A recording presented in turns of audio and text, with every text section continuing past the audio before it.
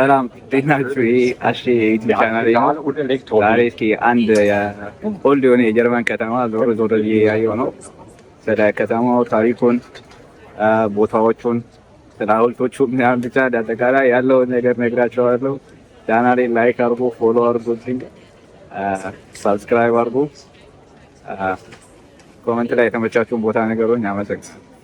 ሃይድልበርግ በጀርመን ሀገር ካሉ እጅግ ታሪካዊ እና ጥንታዊ ከተማ ከሆነችው አንዷና እጅግ በጣም ውቧ ነች።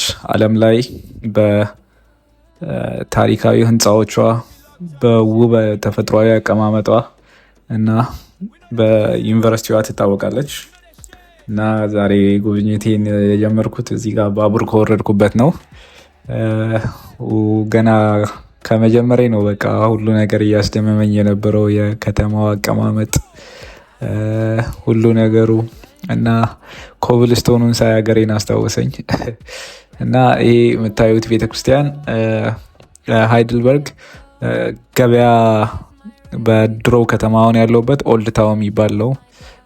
እንደዚህ የምታያቸው ውብ ህንፃ የኦልድ ህንፃዎች ኪነጥበብ የሚታይበት ነው። እና ወደ ቤተክርስቲያኑ ውስጥ ገባሁኝ እና እንደምታዩት በጣም ከፍ ያለ ጣሪያ ነው ያለው። ትልልቅ ምሰሶዎች አሉት። ስነ ህንፃ ጥበቡ እጅግ በጣም የሚገርም ነው። መሀል ላይ ያለችው መስቀል በጣም ነው የምታምረው።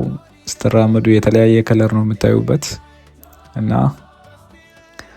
ይሄ ቤተክርስቲያን ከ13ኛው ክፍለ ዘመን በፊት እንደተገነባ ነው የሚታመነው። እና በቀኝ በኩል እንደዚህ ከፍ ብሎ የምታዩት ነገር ሰዎች ንግግር የሚያደርጉ አገልጋዮች፣ ካህናት ካሉ ወጥተው የሚናገሩበት ነው።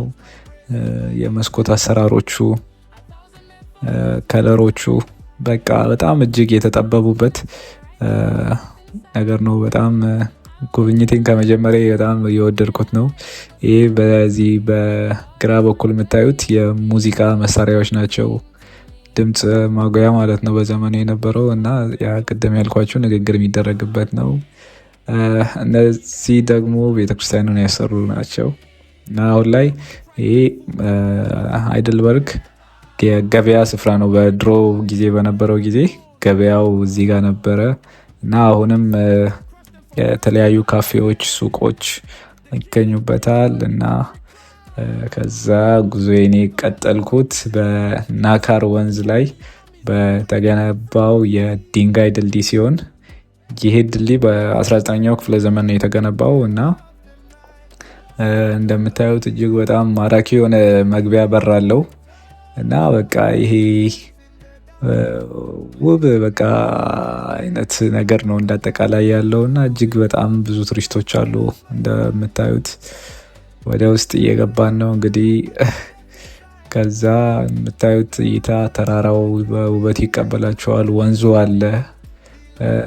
ተራራውን ጥግ ጥግ ይዘው የተገነቡ የአውሮፓ የቤት አሰራር ዘመናዊ የሆኑ እነዚህ ሆቴሎች ምናምን ነገር አሉና በጣም ነው የሚያምረው። በቃ ይህ የመጀመሪያ ጊዜ ነው እንደዚህ ጀርመን ከመጣሁኝ ወጥቼ ጉብኝት እያደረኩ ያለሁት። እና በመጀመሪያ ምርጫ ላይ በጣም ደስተኛ ነኝ። እና እዚህ ድልድይ ላይ ቆማችሁ እንደምታዩት ቤተመንግስቱ የሃይድልበርግ የሚታወቅበት ቤተመንግስት ከሩቅ ይታያል። የከተማዋ ከፊል ገጽታ ይታያል። ወንዙ ይታያል። ተፈጥሮ ይታያል። ተራራው ይታያል። እና በጣም ውብ የሆነች ከተማ ነች። እዛ ጋር ወደሚታየው እዚህ ቦታ ጉዟችንን እናደርጋለን እና እዛም ሆኜ ያለውን ነገር አሳያችኋለሁ። ይሄ አሁን እንግዲህ የከተማዋ ኦልድ ታውን አልት ሽታት ይሉታል በጀርመንኛ። አልት ማለት ኦልድ ማለት ነው። ሽታት ደግሞ ሲቲ ነው። እዚህ ቦታ ጋር ሆኜ ነው እየቀረስኩ ያለሁት። ከዛ ደግሞ ከተማዋን ወክ እያደረኩኝ ተሻግሬ በእግር እዛ ቦታ ሄጄ ያለውን ነገር አሳያቸዋለሁ። ዋበሉ እና በእግረ መንገዴ ላይ ቅድም እንደነገርኳችሁ የሃይድልበርግ ገበያ ስፍራ ነው እንዳልኳችሁ። ጌጣጌጦች፣ ቁልፍ መያዣ፣ አካባቢው የሚገልጹ ነገሮች አሉ እና ከዚህ ስፍራ ለራሴም ኬፕ ገዛውኝ። ቪዲዮን ሲጀምር ያለው ኬፕ ከዛ ነው። እዚህ ጋር እንደምታዩት ሐውልት አለ። በጣም የሚያምር ሐውልት አለ እና ጉዞ የጀመረው እንደዚህ ነው። እጅግ በጣም ያደክማል። የተራራ ነው ብቻ እየወጣን እያየሁት ያለውን ነገር እያየውን። እዚህ ጋር ፍርስራሽ አለ። ይህ ነገር በመብረቅ ነው የፈረሰው እና እንደገና ሊገነቡት ሊያድሱት እየሞከሩ ነው እና ይህ ቤተመንግስት የጀርመን ነገስታት ሲኖሩበት የነበረ እንዲሁም ከነገስታትም በኋላ ጀርመን ለተለያዩ አይነት አገዛዝ ሲገዙ በነበረ ሰዓት መሪዎች ይኖሩበት የነበረው የመኖሪያ ስፍራ ነው። ይሄ የነሱ ጋርደን ነው እና በጣም ውብ ወደሆነው ስፍራ መጥቻለሁ። ወይት ሚኒት እዩት። በቃ ቪው የሚጀምረው የመጨረሻ የወደድኩት ቦታ ይሄ ነው። ላይክ እንደገና ማሳየት አለብኝ። አይኔን ነው ማመን ያቃተኝ። የእውነት እየሰከስኩ ሆናል ለቪዲዮ ምናምን ሳይሆን በእውነት በቃ እዩት እንዴት እንደሚያምር። በሩቅ ያለው አዲሱ ዘመናዊ ከተማ ምናምን ነው። ይሄ ኦልድ ታውን የሚባለው ነው። አሮጌ ከተማ፣ አሮጌ አራዳ፣ ፒያሳ ይህ ቤተመንግስቱ ነው። እዚህ ጋር በሙሉ ግርማው ይታያል እና ጥበባቸውን እዚህ ጋር ቦታ መርጠው ተቀምጠው የዛሬ 1000 ምናምን ዓመት በፊት ከዛ ከተማዋን ወደታች የተመለከቱ የዛሬ ስንትና ስንት ዓመት በፊት የተሰራ ድልድይ ሰዎች በጀልባ እየተሻገሩ እየተዝናኑ ነው እና እስኪ ጀስት ቴክ ኢት ኦል ኢን። ተራራው፣ ወንዙ፣ ድልድዩ፣ የከተማው ጣሪያው፣ ውበቱ፣ ቤተመንግስቱ ነፋሻማ ነው። በቃ የሆነ በጣም የሚያምር ቦታ ላይ ነው ያለሁት እና አይኔን ማመን አልቻልኩም። በቃ እንደው ቪዲዮ መቅረጽ ከመጀመሪያ በፊት በጣም ረጅም ሰዓት አይቼው ቆይቼ ምናምን ነው ቪዲዮ የቀረጽኩት። ኢንጆይ።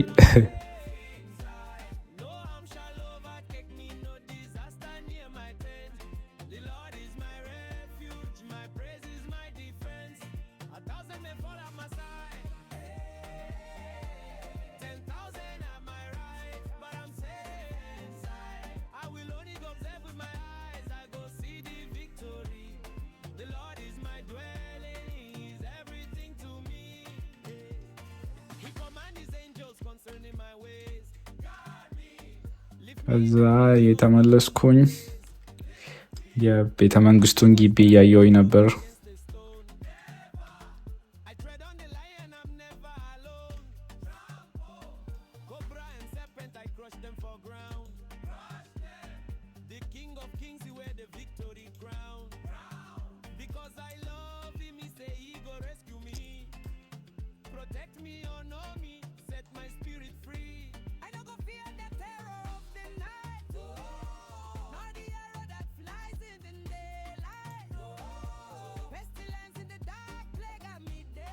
ያው የሚታመነው እዚህ አካባቢ ሰዎች መኖር የጀመሩት ከ500,000 ዓመት በታች በፊት ነው ይባላል።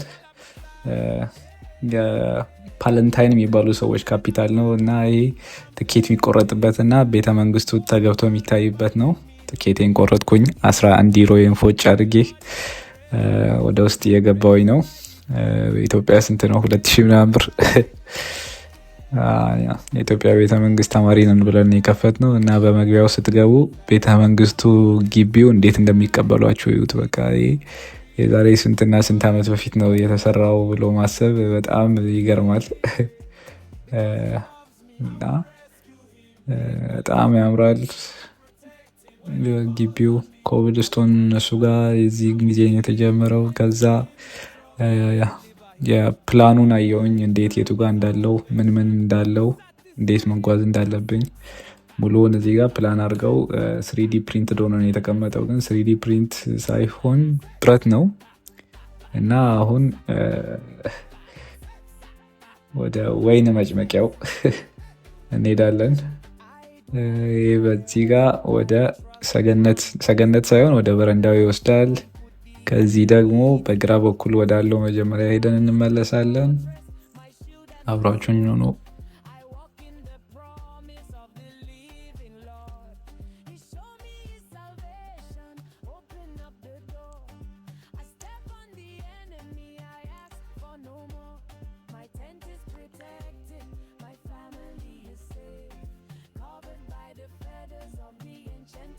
ወደ ውስጥ ስንገባ በዚህ ጋር በቀኝ በኩል የሚታያችሁ ምን ይመስላችኋል? ትልቁ ነገር ይህ የመጠጥ ቤት ነው የሚባለው፣ ወይን የሚጠጡበት ነው እና እዩት ምን እንደሚያህል።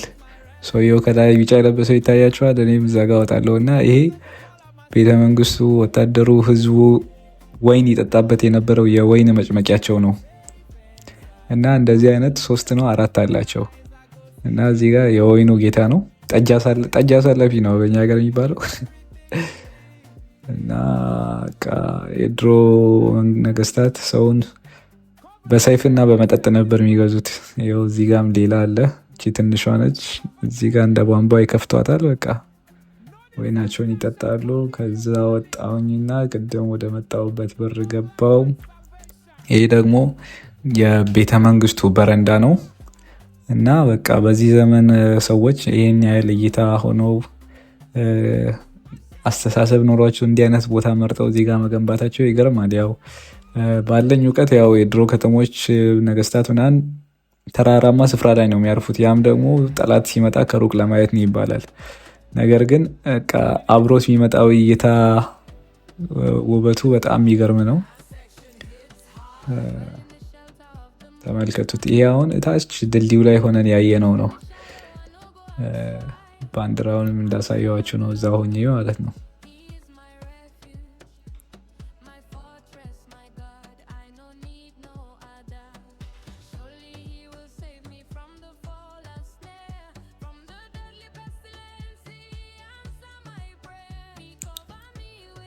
እና ይህ እንደምታዩት እዛ ጋ አሁን ያለው ይህ አንድ ድልድይ ነው። በጣም ብዙ ድልድዮች ነበሯቸው። ይሄ ነው ዋናው ሂስቶሪክ ከሚባሉት ድልድይ እና የታች ሐውልቱን ያሳየዋችሁ ቦታ ነው። ይሄ ደግሞ ቤተክርስቲያኑ ነው። ቅድም ያየነው ገብቼ ያሳየዋችሁ ቤተክርስቲያን ነው። ግዝፈቱን አያችኋት ምን ያህል ትልቅ እንደሆነ ከሩቅ ቦታ ሆኜ ነው ያየሁት። እና እዛ ጋ ደግሞ በርቀት ያለው ያው ዘመናዊ ከተማ ስልጣኔ ከመጣ በኋላ ያለው ነው።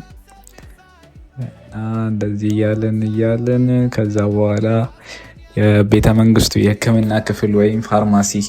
ይህ ክፍል ደግሞ የጀርመንን ያው ጀርመን እኔ የአባቴ ፋርማሲስት ነው እና የጀርመንን የመድኃኒት ቅመማ ታሪክ የሚያሳይ ክፍል ነው። ያው አፖቲካ ይሉታል። አፖቲካ ሙዚየም የፋርማሲ ሙዚየም ነው እና ጀርመን ላይ ያው የጀርመን መድኃኒት በዓለም ዙሪያ የሚታወቅ ነው። በቃ እኛ ፋርማሲ ፋዘር ሲያወራ ምናምን ያው ብዙ ሀገር መድኃኒቶች ይመጣሉ፣ ግን የጀርመኑ የተባለ የተመረጠ ነው እንትን የሚባለው እና ከ2000 ዓመታት በላይ የመድኃኒት ጥበብ የተጠበቡ እንዴት እዚህ ደረጃ እንደደረሱ የሚያሳይ ነው። የሚገርም ነገር ነው። ብቻ አሁን ይሄ የጊዜው ሂደት የነበራቸውን የታሪክ ለውጥ ከየትኛው ደረጃ ወደ የትኛው ደረጃ እንደደረሱ ምናምን የሚያሳይ ነው እና እዚህ ጋር አዞ አለ። 40 ምንጭ ከነማ ይላል። አዞ ይበላሃል እና ያው ለመድኃኒትነት ይጠቀሙ ነበር የተለያዩ እንስሳትን ከእንስሳት ላይ ንጥረ ነገር በማግኘት እና የተለያዩ ቅመማ ቅመሞችን ያው እኛ ሀገር የባህላዊ ሕክምና የሚባለው ነገር ማለት ነው። እዚህ ጋር እንደምታዩት ያው እዚህ ውስጥ ጤና አዳም አይጠፋም እና የተለያዩ ቅጠላ ቅጠሎችን ቀምመው በድሮ ጊዜ የነበረውን ከዛ በመካከለኛው ክፍለ ዘመን የነበረውን እንዲሁም በአሁኑ ዘመን የደረሱበትን ደረጃ ያሳያል። ያው ቤተ መንግስቱ እዚህ ጋር እንደምታዩት የፈራረሰ ክፍል አለው። ያው በተለያዩ ጊዜ በጦርነት በእሳት አደጋ እንዲሁም በመብረቅ ተጎድቶ የፈራረሱ ክፍሎች አሉ እና አካባቢው ዙሪያ አቀማመጡ በቃ ከፍ ያለ ቦታ ላይ ስለሆነ በጣም ብዙ ውብይት አለው። ጉብኝታችንን ጨርሰን ምሳችንን አጣጣምን። ይሄ አይድልበርግ ድልድዩ አጠገብ ያለ ዝንጀሮ ነው። መስታወቱ ምልክትነቱ ሰዎችን ከመፍረዳችሁ በፊት ራሳችሁን እዩ ይባላል እና ከወለወላችሁ ደግሞ መልካም እድል ይደርሳችኋል ይባላል። እና ቪዲዮውን ስትከታተላችሁ አመሰግናለሁ። ላይክ አርጉ፣ ሰብስክራይብ አርጉ፣ ኮሜንት ላይ የወደዳችሁትን ቦታ ጻፉልኝ። ቀጣይም እንደዚህ አይነት ቪዲዮ እሰራላችኋለሁ። አመሰግናለሁ። ጌታ ኢየሱስ ይባርካችሁ።